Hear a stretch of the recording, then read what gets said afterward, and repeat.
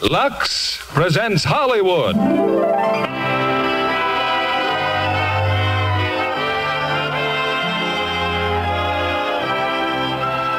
Lever Brothers Company, the makers of Lux Flakes, bring you the Lux Radio Theater, starring Tyrone Power, David Niven, and Jane Greer in The Bishop's Wife.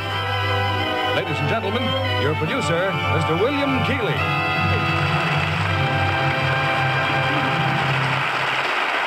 Greetings from Hollywood, ladies and gentlemen. Home again after an absence of a year and a half is one of America's favorite stars. And he's here tonight to lend an extra thrill to our holiday season. I mean, of course, Tyrone Power, who joins David Niven and Jane Greer in our Christmas present to you, the delightful play, The Bishop's Wife. Samuel Goldwyn's fine and sensitive screen production won your hearts as well as your applause. And those who saw the picture will have a special welcome tonight for David Niven, who plays his original screen role as the bishop. I'm sure most of you are quite busy these days with last-minute shopping and getting the house in order for the holidays, a time of year when you'll need plenty of Lux Flakes. In fact, there's a most unusual holiday use for Lux Flakes on your Christmas tree, which we'll tell you about later. Now the curtain for Act One of The Bishop's Wife, starring Tyrone Power as Dudley, David Niven as the bishop, and Jane Greer as Julia.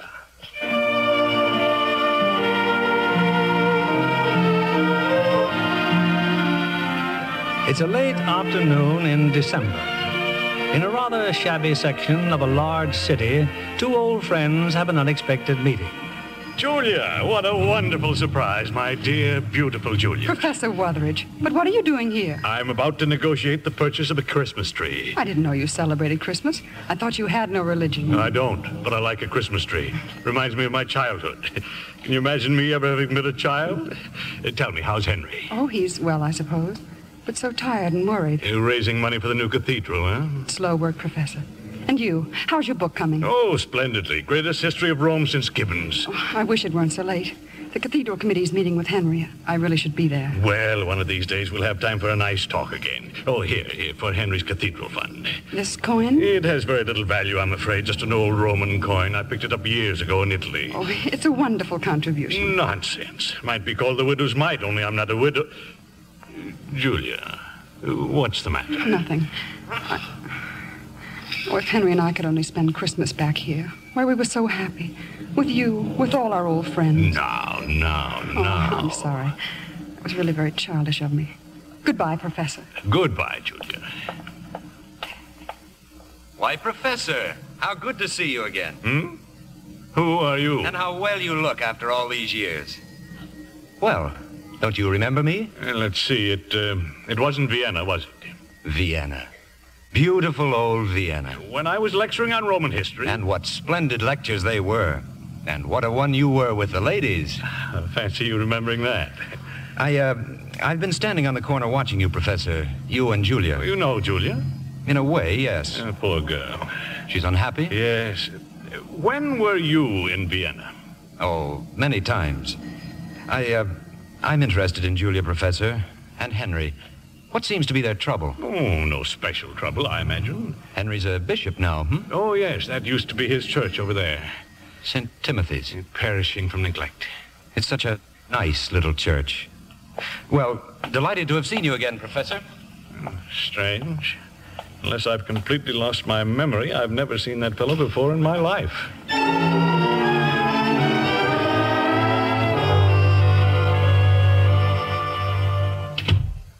Julia? I'm terribly sorry I'm so late, Henry. Has everyone gone? Yes, dear, some time ago. Not another argument, Henry. Mrs. Hamilton... Mrs. Hamilton is a selfish, vain old... She made it very clear, Julia. Either we build the cathedral the way she wants it, or it won't be built at all. Oh, what a ghastly meeting. You didn't give in to her. Indeed not. I made it very clear I have no intention of being strangled by her purse strings. Oh, Henry, I'm proud of you. I had the most unchristian impulse to take those blueprints and give her a good whack over a mink coat. I beg your pardon, Bishop. Yes, Miss Castaway? Mr. Trevor's on the phone. Tell him the bishop will call him back, please, after dinner. Yes, Mrs. Brown. Henry, What's happened to you? To us? To our marriage? That's a strange question to ask. No, we used to be so happy. We used to make other people happy. Henry, that was your gift. You're no financier, and you're no promoter. Kowtowing to people, flattering them, begging them. It's got to be done, Julia. I want this cathedral to stand like a great beacon. I want its light to shine. I want... Yes, Henry. Oh, here's a contribution I collected. Oh, what is it? It's an old Roman coin from Professor Wutheridge. Oh, what does he think I can do with it? Well, it's a beginning. Now all you need is just another $4 million. Julia, don't be flippant about this. Well, if dinner's ready, let's have it over with. I've got a lot of work to do tonight. The soup's very good, Matilda. Oh, thank you, Mrs. Brown. Oh, Julia, I'm sorry I was so thoughtless just now. I was just thinking, tomorrow, perhaps we could spend the day together. Henry. Call on the professor, maybe. Have lunch at Michelle's. Michelle's? Oh, it's been years since we've been there. Please forgive me. Yes, Miss Castaway? Well, I've been trying to explain to Mr. Trevor, but he simply insists upon talking to you. Oh, Julia. He's on the cathedral committee, isn't he? Well, go ahead, dear. You'd better talk to him. Yes, Mr. Trevor. Very well, Mr. Trevor. I'll be there. 10:30 tomorrow morning. Good night. You may as well go home now, Miss Castaway. Oh, but there's still a great deal of work to do, sir. You're a secretary, not a machine. Now run along. Well, thank you. Oh, and don't forget, you have a speech to make tomorrow at the Junior Assembly. Oh, no. What time? It's a luncheon meeting, 1 o'clock. Good night, Bishop. Good night, Miss Castaway. Oh, God, what am I to do? Can't you help me? Can't you tell me? Oh, God, please. Please help me. Yes? Good evening. Oh, what can I do for you? That isn't the question, Henry. Oh, well, what is it? What can I do for you? Look, I'm afraid you must telephone for an appointment. I'm in the middle of dinner. I know, Henry. But you asked for help, you know. I asked... Who told you I asked for help? Well, you are known to be a good man, and you were heard. I was instructed to come here in answer to your prayer. Who are you? I'm an angel. I beg your pardon? An angel. An angel. I knew it. I've been working too hard. Now, don't be alarmed. I know it's hard to believe even for you, but this is my district, and I... Do you mind if I sit down? No, please, do. And now let's see. You have some problems concerning the building of a new cathedral. Yes. Oh, here's a picture of it. Beautiful. Magnificent. Well, Henry, do you believe I am what I say I am? Well, how can I have nothing but your word for it? But you are a bishop. You, of all people, can trust the word of an angel. Well, what do you propose to do? Perform a miracle? If necessary. Oh, why don't you? Why don't you create a cathedral with a wave of your hand? Oh, no. You wouldn't want me to do that, would you? How would you explain it? Well, Henry, well... is anything wrong? Oh, I'm sorry. I didn't know you had a caller. Oh, how have you been, Julia? I'm Dudley. Henry is engaging me to help him with his work. You mean you're going to be his assistant? That's it exactly. I'm going to try to help Henry to get some relaxation. Oh, that's just what I've been praying for. Oh, you too? Henry, I'm so relieved, dear. Where do you come from, Dudley? Oh, all around. Julia, this man claims that he's an... I've been doing social service work downtown. Julia, if you don't mind, I must talk to this gentleman alone. We were just having dinner, Dudley. Won't you join us? Well, that's very kind of you, but I really must go. I'll see you both in the morning. In the morning? Oh, yes. Bright and early. I'll wait in the dining room, Henry. Good night. Oh, good night, Julia. Are you sure you're an angel? Oh, I know it isn't easy, Henry, but you've just got to take me on faith. Yes, but for how long? How long will it take? Until you can utter another prayer and say that you have no further need of me. Then I'll be gone and forgotten. Julia's waiting, Henry. Yes, I know, but I still don't understand. Dudley! Dudley, where are you? Dudley!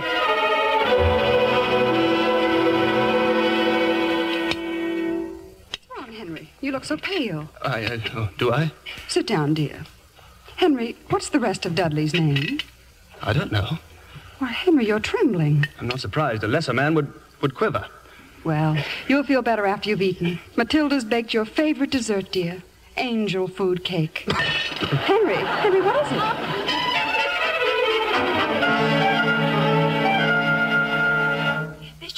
Bishop Brown. Oh, good morning, Miss Castaway. I was just in your study, sir.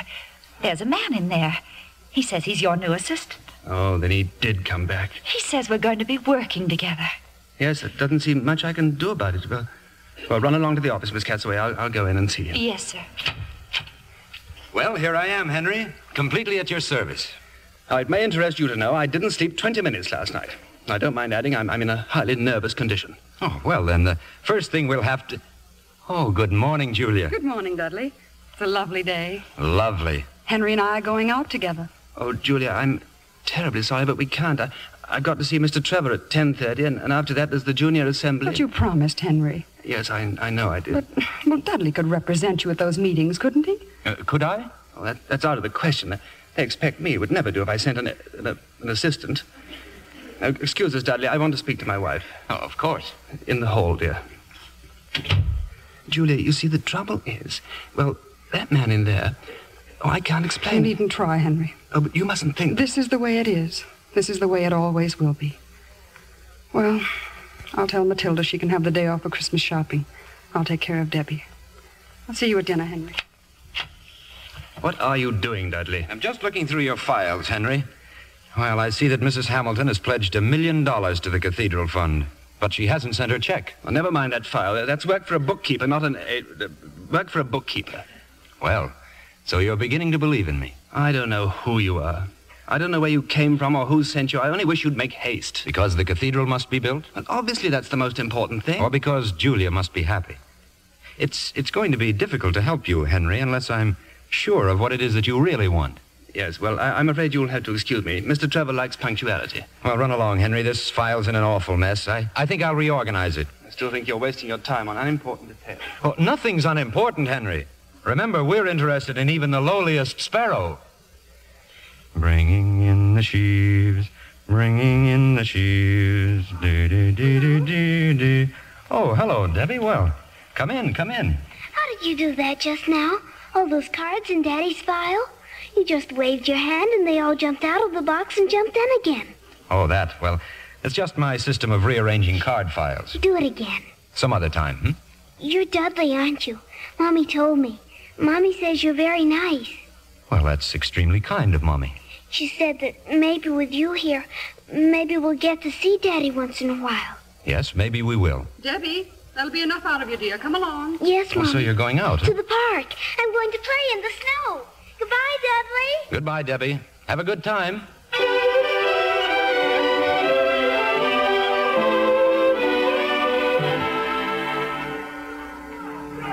Julia. Dudley, I didn't expect to see you here. Oh, I often walk in the park. Well, Debbie seems to be having a fine time. Regular snowbird. Aren't you supposed to be working? I always take a walk before lunch. Relaxing, you know. Oh, I wish you could convince Henry of that. Speaking of lunch, Julia, I thought I'd go to Michelle's. Ever been there? Michelle's? Oh, yes. We used to go there often, years ago. How about going there today? You and I to Michelle's? Oh, no, I couldn't. Why not? Well... Oh, surely you don't think Henry would mind. Oh, no, it isn't that. Well, you see, Matilda's off shopping, and I'll have to look after Debbie.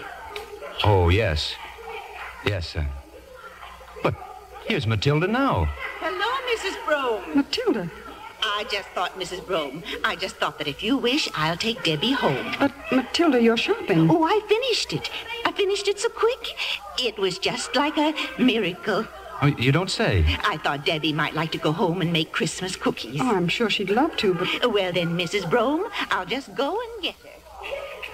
Well, Julia, Michelle's? I think that would be very nice. Good. Dudley. Yes? Just a minute ago, when you said you saw Matilda... Yes? Oh, it's nonsense. Oh, what's nonsense? You were looking the other way when you said you saw her. Oh, I was? I mean, I thought you were. How silly of me. Wait here, Dudley. I'll say goodbye to Debbie.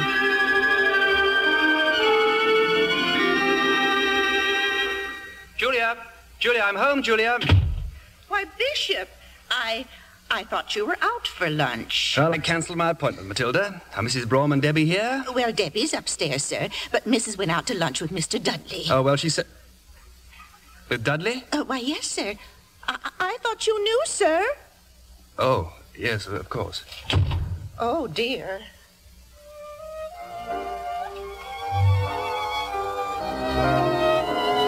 so glad you knew about Michelle's, Dudley. It's so nice to be back here again. Only? Well, you seem to know so much. Makes me feel uncomfortable. Well, in that case, I'm sorry I ever learned anything. You have memories of this place, haven't you? Yes. As a matter of fact, it was in this restaurant that Henry asked me to marry him. Yes, I know. You know? I mean, I know how you must feel. There's a fortune teller over there. You care to have your palm read? No, thank you. Would you? No, I know too much about myself as it is. And I know so little about myself. Oh, really? May I look at your hand? Can you tell fortunes, too? It's not too difficult. Well, what do you see? I never noticed, Julia. Your eyes are green. I see a great deal of happiness. I see a woman who's adored. I see a rich, full life. Do you see Henry's new cathedral? No. No, I don't. And Debbie? Oh, no need to worry about her.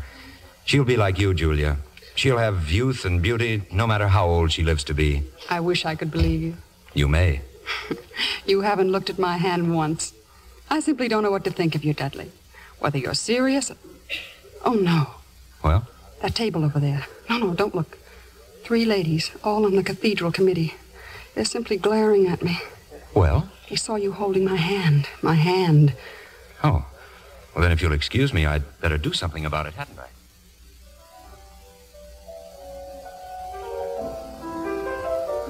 What did you do to them? Now they're smiling at me. Look, they're waving. Well, wave back, Julia. Oh, yes. I didn't do anything to them. Just introduced myself, chatted a moment. They're really very friendly, Julia. They promised to drop by our table a little later. Dudley, may I make an understatement? Oh, please do. You are a very unusual man. I'll let you in on something, Julia. You're quite right.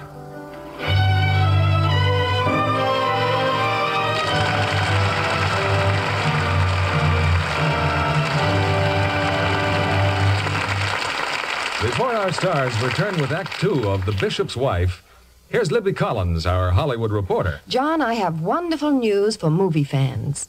Jean Tierney is back in her first picture since her new daughter was born.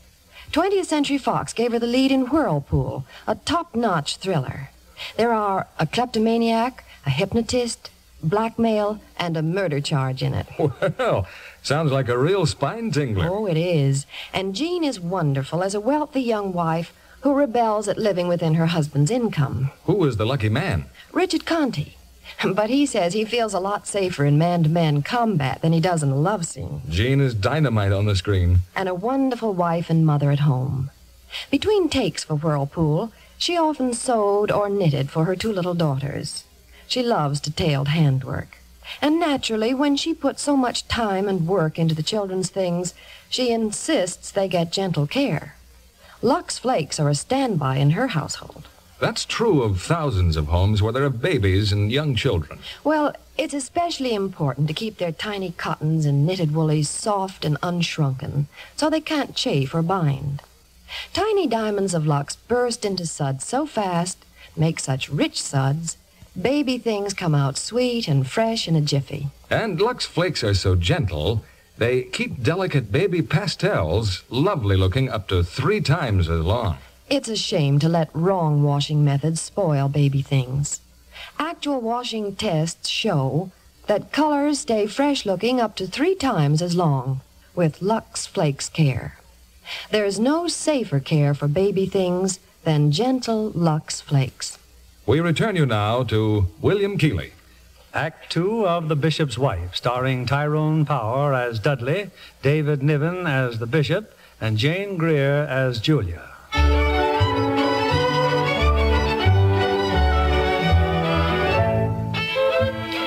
Reliable authorities tell us that the Christmas season is the happiest time of the year. But it's anything but that for young Bishop Henry Broughton. Determined to build a cathedral, he can't raise the money. And if that isn't trouble enough, he finds his prayers have been answered in the person of a young, handsome, and full-fledged angel named Dudley, who seems to find the bishop's wife better company than the bishop. I enjoyed lunch very much, Dudley. Now, don't you think we'd better go home? But I thought you liked to walk. Oh, I do. But, Oh, Dudley, wait. There's a friend of mine. Professor Wutheridge. Professor, wait. Julia, what wonderful luck meeting you again. This man, are you with him? Yes, of course. Dudley, this is Professor Wutheridge. Oh, the professor knows me well. The University of Vienna. Young man, I don't believe you've ever been near Vienna. Dudley is Henry's new assistant. You mean you really know this fellow? Of course I do. Well, in that case, how about dropping into my humble diggings for a bit of Yuletide cheer? Oh, I'd love to, but only for a moment. Come along, Dudley. It's just around the corner. Well, Professor, when are you going to show us your book? My book? Never. Please. Oh, you're writing a book? You didn't know? You didn't tell me. I described the book in detail in the course of those lectures I gave in Vienna. Julia, I'm now certain this fellow's an imposter. Oh, that book. Oh, I thought you finished that one years ago. Oh, I see. No, for 20 years I've talked about that book, but in all that time I haven't written a word, not one word. But why not? Because I can't think of anything original to say. Just the same old monotonous history, dry as dust. Never could find the right words, either to tell to a pretty girl or to write a book. Even when you had this coin to inspire you? Well, that's the coin you gave to Henry, Professor. Yes, I borrowed it from Henry's desk. And you wasted your time. It's worthless. Oh, on the contrary. This coin is one of the rarest of all antiquities. Only 100 of these coins were minted by Julius Caesar 2,000 years ago. That was when Cleopatra visited Rome. Presumably these coins were used to pay her hotel bill. Why, that's amazing. Nobody knew about it except Caesar's wife, and she had the coins destroyed. But this one she overlooked. It's an unwritten chapter in history, and you, Professor, will write it. Do you know any more stories like that? Oh, any number of them. Oh, you're a curious fellow, Dudley. Have you just begun to notice that? Where do you come from? Well, what if I told you that I come from another planet? Would you believe me? I don't know. I'd believe you, Dudley. And you'd be right, Julia, as always. We all come from our own little planets. That's why we're all different. That's what makes life interesting. Oh, it's getting late. I must be leaving, really. Oh, sorry, Professor. If my wine bottle wasn't empty, we could say goodbye with another drink. Empty? Oh, yes, I had barely enough for the bottle. It's half full. Oh, well, save it for next time, Professor. I'm really getting old when I can't see what's inside a wine bottle. Dudley. Yes, my friend? There's one thing that troubles me greatly. Well? To write a history is a tremendous task. I wonder, will I have time to finish it? You'll finish it. You'll have time. I don't know why I'd ask you that question. How would you know? Yet somehow I believe you. You see, for quite a while now, every time I passed a cemetery, I felt as if I were apartment hunting.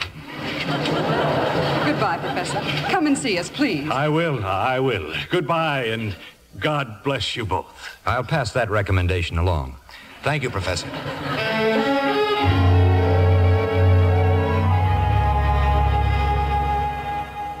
They're coming up the walk now, Bishop. Mrs. Brom and Mr. Dudley. Oh, they are. Well, I hope dinner isn't spoiled, Matilda. Oh, no, sir. I have sort of a feeling they might be late. Very considerate of you. Henry? Good evening, Julia. I'm sorry I'm so late, dear. Hello, Henry. Good evening, Dudley. We had the most marvelous time. Oh, I wish you'd been with us. Yes, I wish I had. Is Debbie asleep yet? She's waiting to see you. Oh, good. I'll go right up. I trust you spent a profitable afternoon, Dudley? Oh, yes. Yes, did you have a profitable afternoon, Henry? Not very. Dudley, I'd like to see you for a moment. I mean, here in my study. Certainly. Well, this won't take long, but I'd rather not be interrupted. You'll excuse me if I lock the door. Dudley, I simply cannot go on like this. Can you prove to me that you are an angel? Proof? You mean a document? Oh, surely you of all people should know that angels need no passports. I'd be a lot happier if I could see you perform a miracle. Well, what kind? Well, make this desk rise up and fly around the room. Oh, Henry, please. I didn't come here to do tricks. I'm surprised at you. I don't believe you are an angel at all. I think you're a demon right out Henry, no. No, don't say that word. Well, anyway, now you know how I feel. Yes. Now, wait a minute, Dudley. I'm not through yet. There's another matter. The door. I locked that door. He just opened it and walked out. Dudley! Wait a minute. Dudley! Now it's locked again. Oh. Dudley! Just run upstairs, dear, to say goodnight to Debbie. Oh. Anything wrong? Oh, no, nothing. Oh, you look very well, Julia. You're very bright and gay. I feel gay, Henry. I think you're an excellent wife, Julia. Why, thank you. I'm proud of you. I'm proud of the well-ordered life we lead, and I want you to know that I think the credit for that is due to you much more than to me. Thank you again, dear. Do you think I'm an excellent husband? Of course, dear. Henry, I hope you're going to take things easier now. I mean with Dudley here. I think he's very able. You do? Yes. He knows so many things. What, for instance? Well, you should have seen him this afternoon. We met Professor Weatheridge. Why, Dudley knows more about history than he does. He should. He'd been at it longer. What? Oh, nothing. I'll go up and see Debbie now, dear. Don't you know any stories, Mr. Dudley? Oh, I know hundreds of stories, Debbie. I think it would be very nice of you to tell me one. Well, I know a story that happened many, many years ago about a boy who lived in a little town. What was his name? His name was David. He was a shepherd, and the town where he lived was called Bethlehem. Oh, I know Bethlehem. That's where the star was. That's right. Only David lived long before the star. Well, one night David was out in the hills tending his sheep. He was playing the harp and singing. And then all of a sudden, an angel came down and spoke to him. How did David know he was an angel? Oh, he didn't know. And that's the way it always is. Angels come down and put ideas into people's heads, and then people feel very proud of themselves because they think it was all their own idea. Well, anyway, this angel spoke to David. One of your lambs has strayed, he said. So David put aside his harp and went out into the darkness to find the lamb. Of course, the angel guided him. And when David found the lamb, he saw a great ferocious lion there. Oh, dear. So David said to the lion, "You get away from that lamb." And the lion said, "You get away from me or I'll eat you too." Did David run away? Oh, no. No, the angel put another idea into his head. And David took out his sling and hurled a stone right between the lion's eyes. Served him good and right. Yes, I think it did. And David picked up the lamb and carried it back to the fold. And then he felt so happy that he took his harp and he made up a new song. It started like this. The Lord is my shepherd. I shall not want. He maketh me to lie down in green pastures. He leadeth me beside the still waters. Oh, come in, Henry. I think you can tell the rest of this. Some other time. Well, good night, Daddy. Good night, darling. Now, if you're ready, Dudley, so is dinner. Thank you, Henry. Thank you.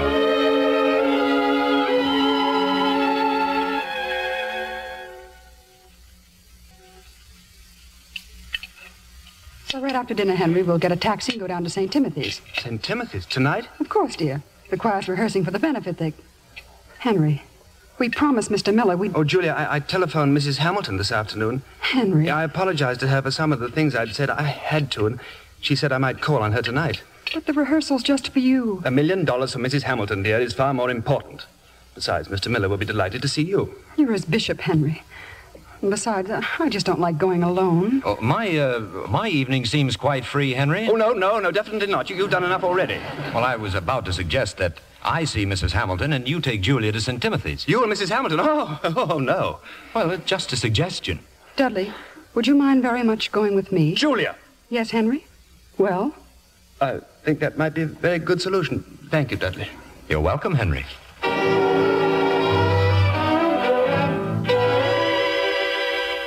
Mrs. Brome. Oh, I'm delighted to see you. Hello, Mr. Miller. Oh, this is Mr. Dudley, the bishop's new assistant. Oh, Mr. Dudley, a pleasure. Thank you. The bishop will try to get here later, Mr. Miller. Something important came up. Oh, of course, he's such a busy man now. He didn't want to delay rehearsal. Mrs. Brome, I'm terribly embarrassed. Look over there. Only 2 of the boys have come. Oh, it's just too difficult, I suppose, trying to compete with basketball and Christmas. I wouldn't worry, Mr. Miller. They'll all show up. Hiya, boys. Hi. What do you sing? Me? Oh, first soprano. Any good? I doubt it. Well, how about giving out? You mean alone? Well, you've got Rupert with you. Hiya, Rupert. Hi. Well, what do you say? It's okay by me. Fine. I'll start you off at the piano.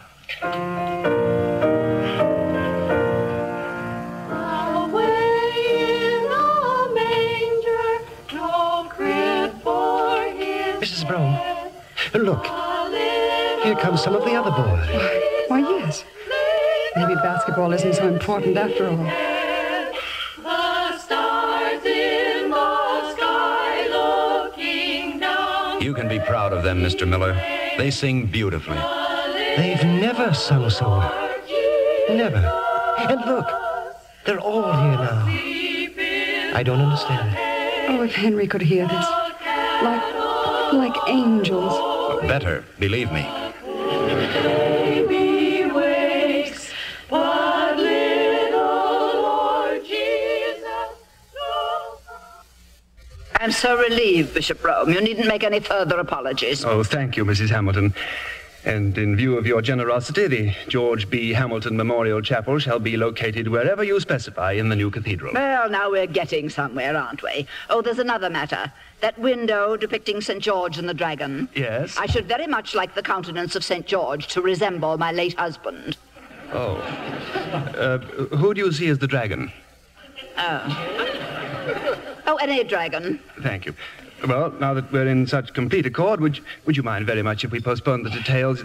Julia's waiting for me at St. Timothy's. Very well. We can go over the plans when I transfer the funds. Thank you so much. Well, that's strange. Is anything the matter? Well, this chair, I can't get up. It's stuck to I'm stuck to it. Stuck to the chair? Yes, it doesn't seem quite right, does it? Stevens, come here, please. Yes, madam. There is something wrong with the bishop's chair. Oh, madam. It must be the new varnish. The furniture people should have warned us. I do hope I'm not harming the chair. Oh, this is preposterous. Awkward situation, isn't it? Perhaps you'll give a little pull at the back, Stevens. Yes, sir. Again, please. Your trousers, sir. I'm afraid if we pull any more... Mrs. Hamilton, might I use the telephone? Yes, of course. It's right over there. Can you walk? After a fashion. That chair, madam, it clings to him like a brother. Well, do something, Stevens. Call the shop. Get a plumber. Hello? Matilda, this is Bishop Rome. I'm at Mrs. Hamilton's. I want you to come here at once with another pair of trousers. Well, what difference does it make?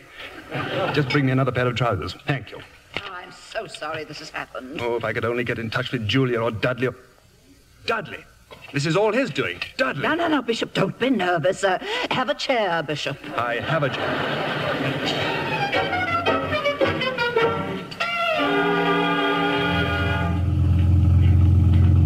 I can't imagine what happened to Henry. He was so sure he'd meet us there. Well, I suppose he's detained at Mrs. Hamilton's. Oh, of course. You know, Dudley, it's a strange thing. You seem to be able to make me feel as if everything's going to be all right.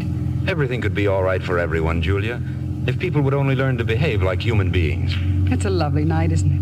Oh, driver, could you take us through the park, please? But that's out of your way, lady. You getting bored with us, driver? Say, I'll drive you by way of Mexico City if you want me to. That's the trouble with this country. Too many people who don't know where they're going, they want to get there too fast.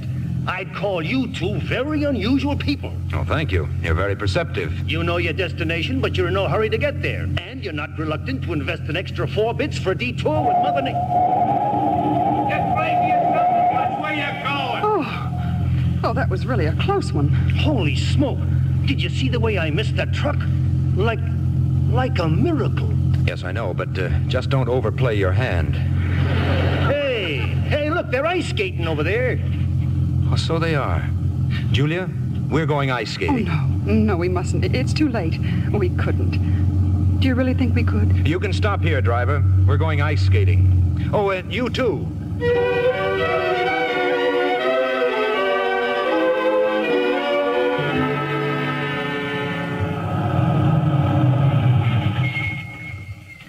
Well, this is it, Sylvester.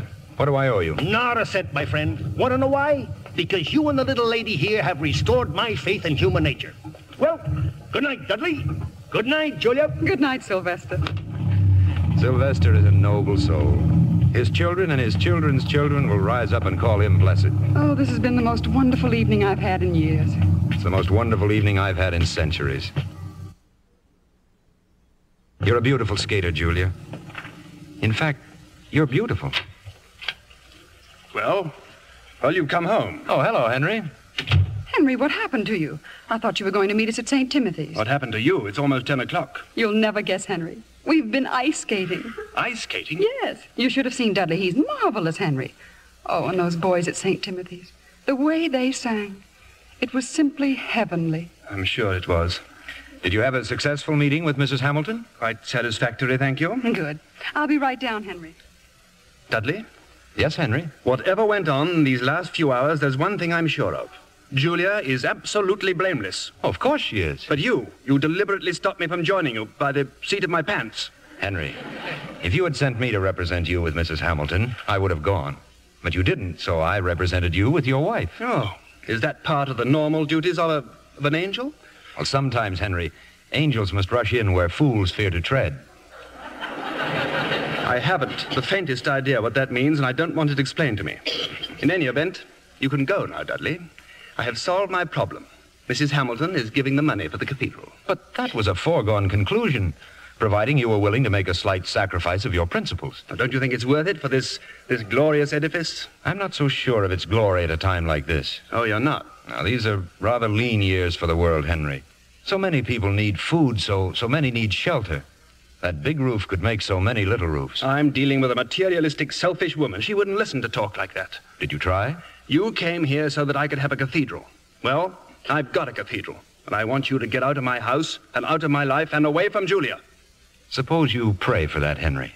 After all, it was prayer that brought me here. Very well. I'll pray.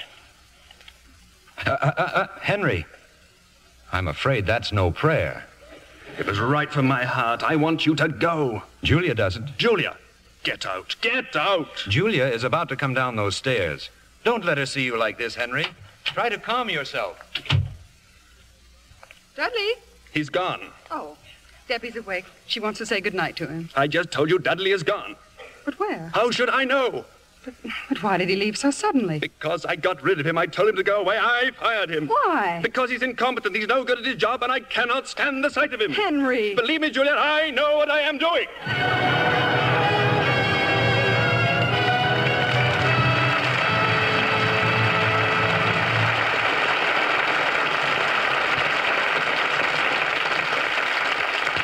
We pause now for station identification. This is CBS, the Columbia Broadcasting System.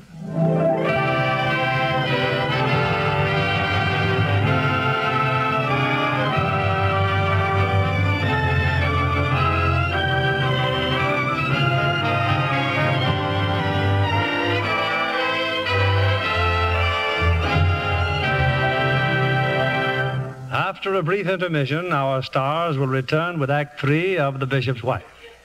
Our special guest tonight is the well-known dress designer of the Samuel Goldwyn Studios, Mary Wills, who's responsible for many of the stunning fashions we see on the screen. What was your latest assignment, Mary? My Foolish Heart for Mr. Goldwyn. That picture fascinated me so I hated to see them finish it. You know, Susan Hayward is splendid in the highly emotional role of a woman who gives everything for love. And Dana Andrews as the man in her life was never better. He's one of my favorites. Yes, their tender love scenes are beautifully done. Miss Hayward took a great interest in the details of her costumes for My Foolish Heart, especially stockings. She insisted they be very sheer and fit perfectly. And she always insists on Lux Flakes to keep them that way, Mr. Kennedy. These tiny diamonds of Lux are the favorite stocking care of a great many stars. We always use them at the studio. They suds wonderfully fast and freshen nylons in a hurry. Besides, we find stockings last much longer. That's been proved by scientific strain tests. Identical stockings rubbed with cake soap or washed with a strong soap went into runs much sooner than those washed with Lux Flakes. The Lux stockings lasted twice as long. Miss Hayward likes to choose a single stocking shade that blends with a variety of costumes and then orders it in quantity. A thrifty idea for a girl on a budget. If one pair is damaged, the odd stocking can always be matched. Lux Flakes keep colors truer, make stockings last longer, too.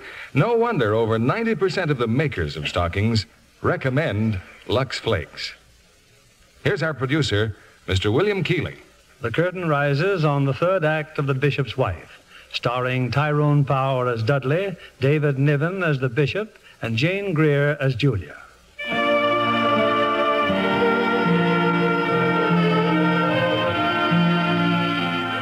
2 days have passed since Dudley disappeared, much to the relief of Bishop Henry Brougham. And now it's early evening on Christmas Eve. Here's the list of your calls, Bishop, ending at Mrs. Hamilton. Oh, and there's a taxi waiting for you outside. Thank you, Miss Casaway. If you're through typing my sermon before I'm back, just leave the copies on my desk. Yes, sir.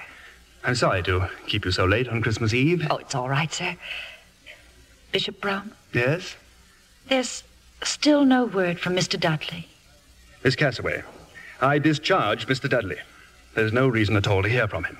Yes, sir. Now, if you don't mind, please tell Mrs. Brougham that the taxi is waiting. We can go to the Tropshires first, Henry, then the Vandovers. Julia! Hiya, Julia! Sylvester. Well, what are you doing here? Well, when the call came in for a cab, I sure hightailed it over here. I was hoping there'd be another skating party. Hey, where's Dudley? I don't know. Look, you got a preacher with you. Yes, this is... Don't tell me. A wedding. You and Dudley. Sylvester, this is my husband, Bishop Brougham. How do you do? Oh.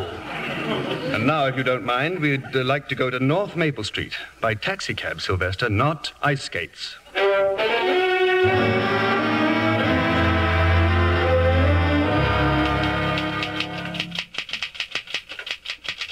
Good evening, Miss Cassaway. Mr. Dudley. Did I startle you? Oh, yes, I didn't hear you come in. But where have you been? Oh, here and there, Miss Cassaway. Why, we've been so worried about you. And poor Mrs. Brougham, she's been popping in and out of here all day. Have I seen you? Have I heard from you? Where is she? She and the bishop are making Christmas calls. Oh, they'll be home. Oh, yes, sir. After Mrs. Hamilton's. Then they go to St. Timothy's for the midnight service. You should be home, too, Miss Cassaway. I'll type that sermon for you. Oh, no, the bishop told me It's that... Christmas Eve. You should be with your family. Well, if you really... Oh, thank you, Mr. Dudley. Merry Christmas, Mildred. Oh, Merry Christmas, Dudley. Henry's Christmas sermon. The new cathedral. Mrs. Hamilton's magnificent gesture. Money. Pledges needed. Sorry, Henry, but that's no sermon for Christmas. Suppose you tell them the story of an empty stocking. Once upon a midnight clear, there was a child's cry. A blazing star hung over a stable, and wise men came with birthday gifts. We have forgotten many things during the centuries, but not that night.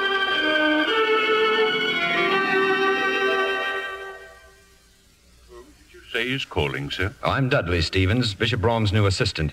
Would you mind telling Mrs. Hamilton I'm here? I don't believe she's expecting you, sir. Oh, I'm sure she isn't. Yes, sir. I'll wait in the music room. The music room, sir? Yes, there's a harp in there. I wonder if she'd mind Oh, I'm afraid she would, sir. Oh. Well, in that event, you'd better hurry off and tell her. Yes, sir, I shall.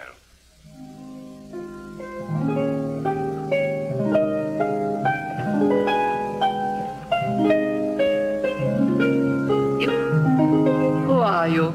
Oh, good evening, Mrs. Hamilton. This is a beautiful harp you have. My butler said you told him you're Bishop Brougham's assistant. Oh, yes, Mrs. Hamilton. The bishop will be along a little later. That music you're playing. I thought you'd recognize it. There's no one living who knows that composition, except me.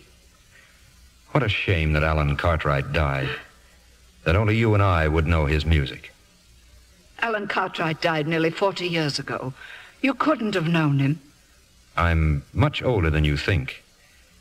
Mrs. Hamilton, tell me about him. About Alan Cartwright. What is there to tell? He was the only man I ever loved. But I was afraid of poverty, so he went away and I never saw him again. Why am I telling you this? And so you married the rich George Hamilton. I made George happy, I think. And since he died, I've spent a fortune honoring his memory. In empty monuments. How did you know about Alan Cartwright? It doesn't matter. Oh, Mrs. Hamilton, they're at the front door now. Henry and Julia. I can't see them now. Yes, you'll see them. You'll go to the hall and you'll greet them in your usual warm-hearted manner. You'll come with me, and you'll stay, won't you, Dudley? No, I'm afraid I can't. I have a great deal of work to do. Bishop and Mrs. Brougham are here, madam. Now, don't keep them waiting. How do you do, Mrs. Hamilton? Julia, how nice of you to come and see me. And Henry, Merry Christmas. Henry, I said Merry Christmas. Oh, yes, Merry Christmas, Mrs. Hamilton. Oh, and no more of this Mrs. Hamilton business. My name is Agnes. And now we can... Oh, he's gone. Oh, he's gone already. Gone? Who? Dudley. He was here. I might have known it. But where did he go? Oh, that poor man. He said he had so much work to do. Really, Henry, you must make him take some rest. I've been trying to make him do just that. I can't thank you enough for sending him to me. Meeting Dudley? Oh, I know it sounds ridiculous, but meeting him has been the greatest spiritual experience of my life. How did you ever find him, Henry? More or less of an accident, I suppose. Or more or less of a miracle. Oh, it was. Talking with this wonderful, understanding man has... Henry, I've suddenly changed my mind about the cathedral. You have? Yes. I'm going to give my money to those who need it, to the poor, the homeless, the unappreciated. And I want you to direct the spending of it. Now you see what Dudley's done, Henry. Yes, I see. And you understand. Mrs. Hamilton, Julia, forgive me, but I have to leave. There's someone I must see immediately. Henry.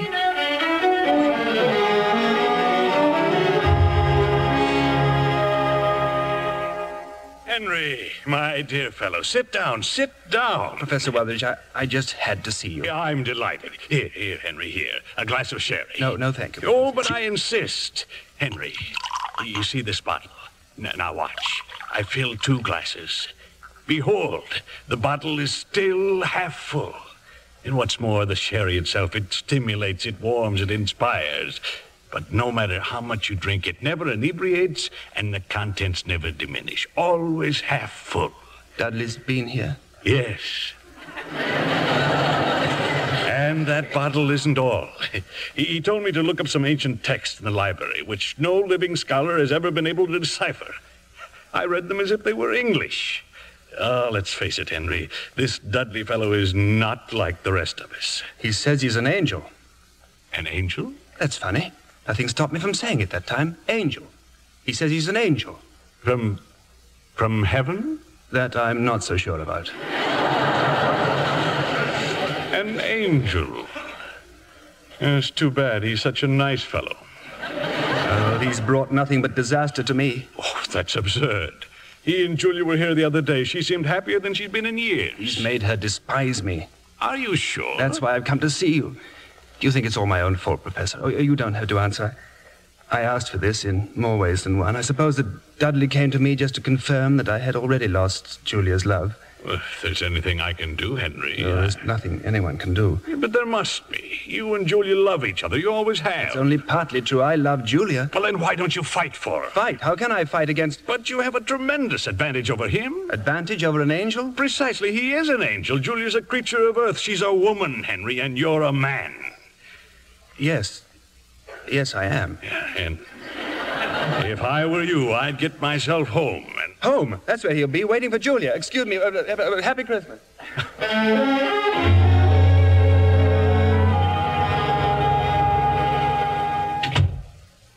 Henry, is that you, dear? Hello, Julia. Dudley. I came to say goodbye. I have to be moving along. Oh. Well, where will you be going? Wherever they send me. They? My superior officers. Will we ever see you again?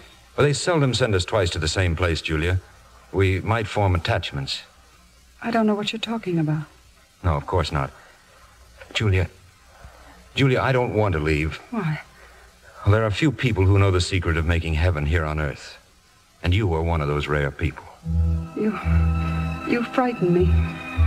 Dudley, I think you ought to go. Julia, please, don't send me away. What are you saying? That I'm tired of being a wanderer. I'm tired of an existence which is neither hot nor cold, hungry nor full. No, you must go away and never come back. Don't look at me like that. Dudley, no. Henry! Henry! All right, Julia. It's all right, my darling. Go upstairs, dear. I'll handle this alone. As for you, Dudley, I have never before had to fight an angel. But I suggest you take off your coat and put up your dukes. Now, why do you want to fight me, Henry? Because you're a thief trying to steal the love that belongs to me.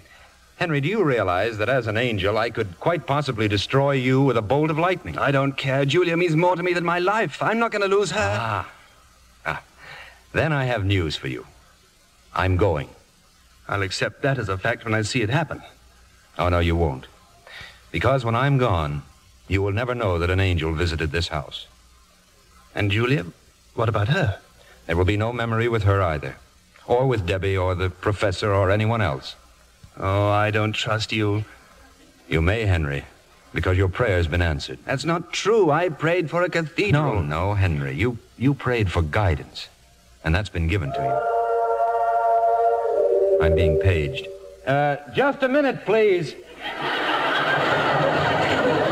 Goodbye, Henry. If we should need you again, will you come back? Not I. I'm requesting an assignment at the other end of the universe. Is that because I was so difficult? Oh, no. This difficulty was in me. When an immortal finds himself envying the mortal trusted to his care, it's a definite signal of danger. Yes, I heard you the first time. Now go upstairs. Take her in your arms, Henry. And kiss her for me. You lucky Henry.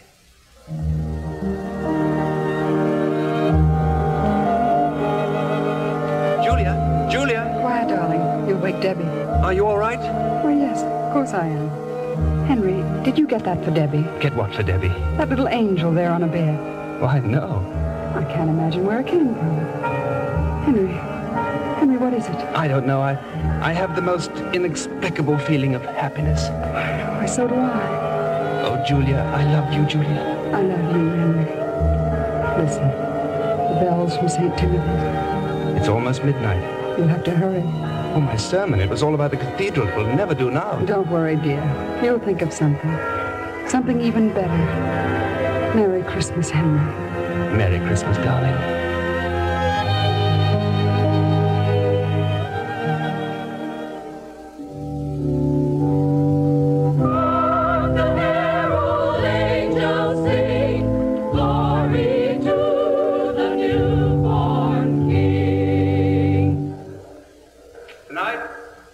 Tell you the story of an empty stocking. Once upon a midnight clear, there was a child's cry. A blazing star hung over a stable, and wise men came with birthday gifts. We have forgotten many things through the centuries, but not that night. We celebrated with stars on Christmas trees, with the sound of bells, and with gifts, but especially with gifts. You give me a book, I give you a tie. Aunt Martha has always wanted an orange squeezer, and Uncle Harry could do with a new pipe. Oh, we forget nobody, adult or child. All the stockings are filled. All that is, except one. And we have even forgotten to hang it up. The stocking for the child born in a manger. It is his birthday we're celebrating. Don't let us ever forget that. Let us ask ourselves what he would wish for most, and then let each put in his share. Loving kindness, warm hearts, and a stretched out hand of tolerance. All the shining gifts to make a peace on earth.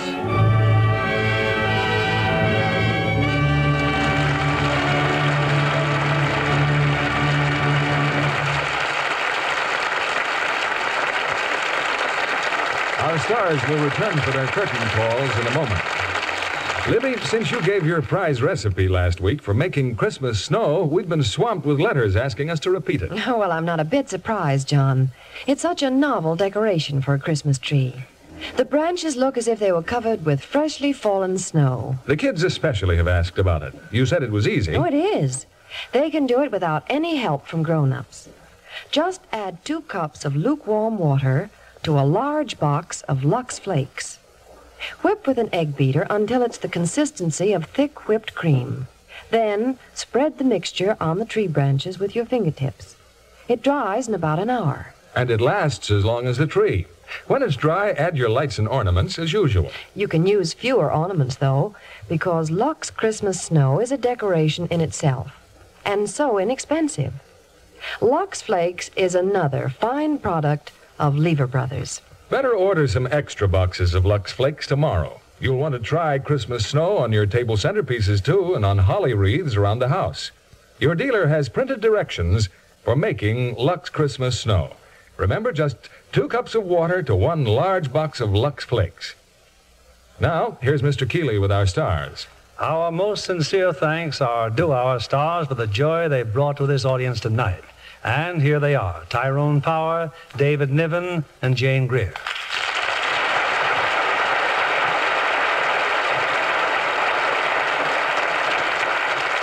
Ty, it's good to have you back in Hollywood after all these months.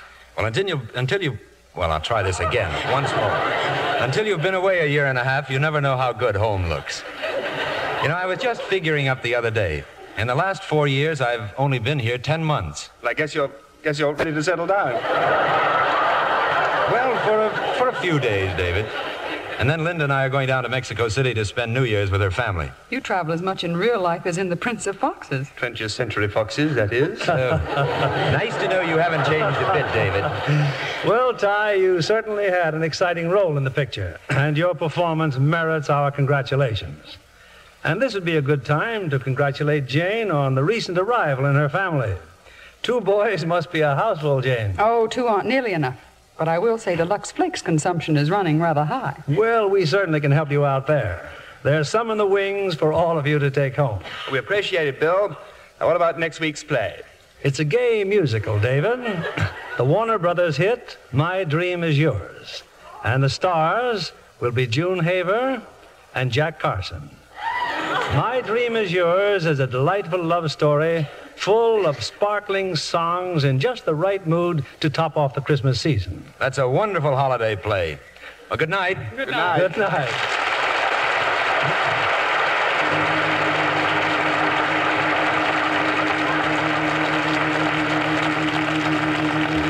Traditionally, this is the time for an old American custom, going home for Christmas.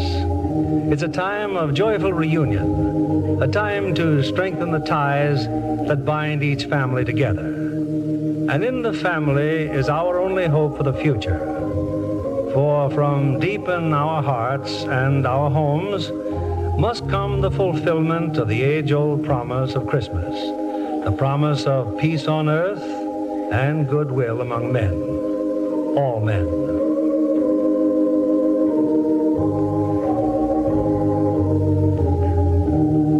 On behalf of Lever Brothers Company and of us in the Lux Radio Theater, may I wish all of you the happiest of holidays.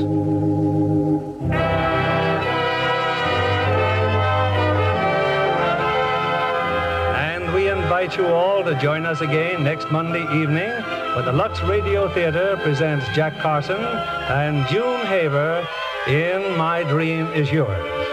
This is William Keeley saying good night to you and Merry Christmas.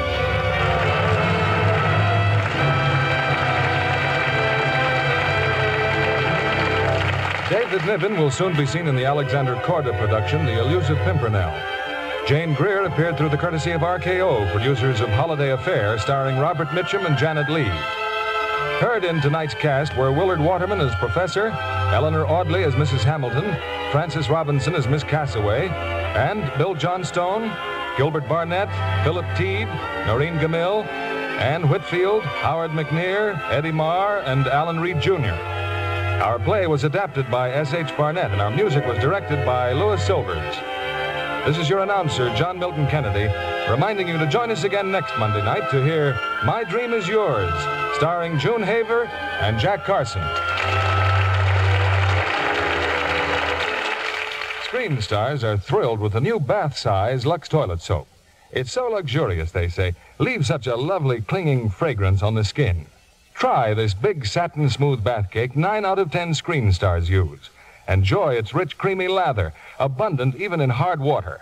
In a jiffy, it whisks away dust and dirt, makes you sure of skin that's fresh, really sweet. Fastidious women love the delicate Lux toilet soap perfume, an exclusive blend of flower fragrances. Rose, lilac, jasmine are just a few. The generous new bath-size Lux toilet soap is now available everywhere. Get a few cakes tomorrow. The whole family will enjoy the new bath-size Lux toilet soap. Be sure to listen next Monday night to the Lux Radio Theater presentation of My Dream Is Yours, starring Jack Carson and June Haver. Stay tuned for My Friend Irma, which follows over these same stations. This is CBS, the Columbia Broadcasting System.